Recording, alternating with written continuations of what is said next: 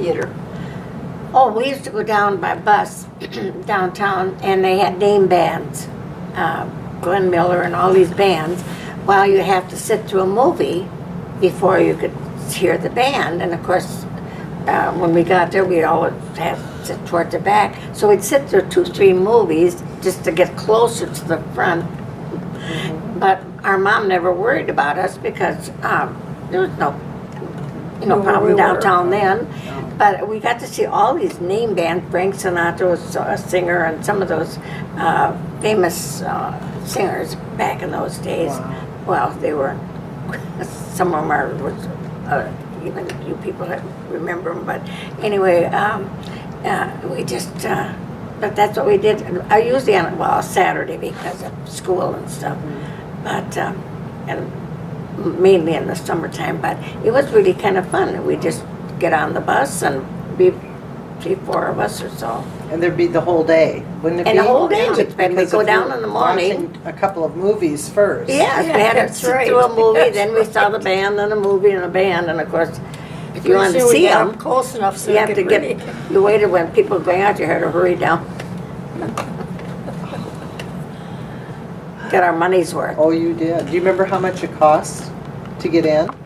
Oh, it couldn't have been very much, probably a quarter or something like that. It wasn't For the very whole much. day, Yes, for the whole very- day, yeah. and the bands too. Oh. The theater in Hopkins was down about roughly where the clock shop and the frame shop are, in that area. And well, on Saturdays were the cowboy stories, and for a nickel, I think it was, we could go to the Saturday afternoon matinees. And so from time to time, we didn't have a lot of money. I couldn't go every week, but I got to go enough times. But then on Saturday night, they had movies, the regular features, where the adults went. And usually, I think it was Saturday night, was the bank night or whatever they called it. Anyway, they had a barrel up on stage, small one, and when you came in with your ticket, you put your name on it and you drop it in this barrel. And then after, or at the intermission to the movie, they'd rotate it, because it was horizontally placed. They turned the crank, rotate it, and they reached in and picked out a name. And it seemed to me like the names they picked, I never knew anybody in Hopkins that actually got that money. It always seemed like they were from North Minneapolis, where the people who owned the theater lived. It just seemed so coincidental that Englers, who owned that, and the guy who was the manager, Shorty Engler, was not a too tall man, so was all of our nicknames for him was Shorty. I don't know if we addressed him as Shorty, but when you talked about it, you say, well, Shorty Engler did so and so.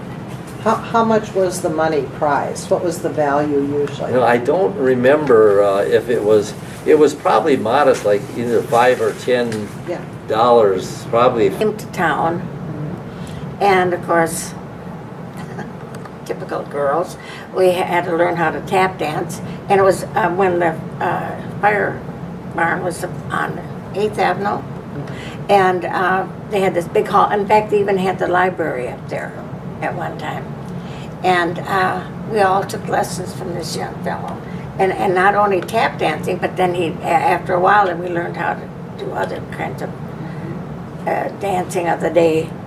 Big, what was that? Something about Lambeth Walk and some of those things way back. Oh, I can't remember the names of them. Some of these dances, but he taught us how to dance. All This right. is when we were teenagers. And I'll finish the Jazzberries, if you know the Hopkins Jazzberries. And you also talk about your mom and dad would go dancing and take you with them. Yes, they were wonderful dancers, and so was my grandpa, my dad's father.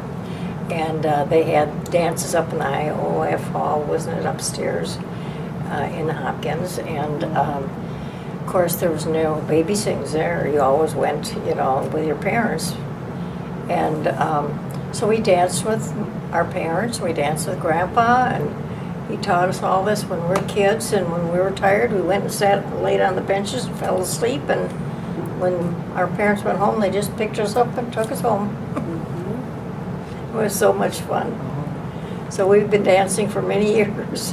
Well, they were great. We met in, some of us probably met before kindergarten. And there were 6 of us.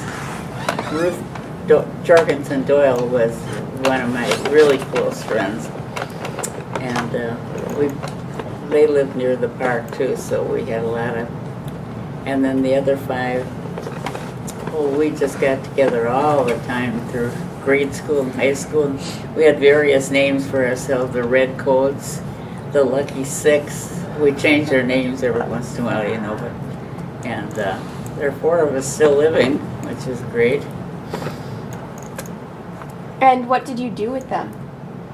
Oh, we just thought we were the Queens of Hopkins, you know. Well, all activities in school, you know, we were very active in most of them. And I guess our parents in the summer maybe would take some of us with on their vacations and traveled around. It was nice living that close to friends and their parents. And you talked about putting on shows. Yes, yeah. In our basement, we put on these shows, and I don't know why, none of us had much talent, but we charged for people to come in, and it was in our basement.